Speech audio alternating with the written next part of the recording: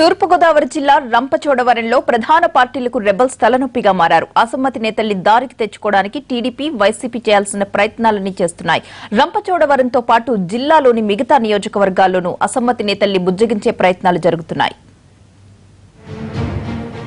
నామినేషన్ల వ్యవహారం ముగియడంతో ప్రధాన పార్టీలు అసమ్మతి నేతల్ని బుజ్జగించే పనిలో పడ్డాయి. ప్రధాన పార్టీలు సీనియర్లతో టీంలను ఏర్పాటు చేసి రెబల్స్ తో మాట్లాడి బుజ్జగిస్తున్నారు. మాట వినని వారిని అధినేత వద్దకు పంపుతున్నారు. అసమ్మతి జెండా ఎగరేసి నామినేషన్ వేసిన వారితో మాట్లాడి నామినేషన్లు ఉపసంహరించుకునేలా ఒత్తిడి తెస్తున్నారు. తూర్పుగోదావరి జిల్లా రాజోలులో టీడీపీ రెబల్ అభ్యర్థిగా బత్తుల రాము నామినేషన్ వేశారు. రాజోలు టీడీపీ టికెట్ కోసం ప్రయత్నించిన గేదెల వరలక్ష్మి కూడా పార్టీ మీద అసంతృప్తితో ఉన్నారు. వీరిద్దరిని అమరావతికి పిలిపించిన చంద్రబాబు వారితో మాట్లాడి పరిస్థితిని చక్కదిద్దారు.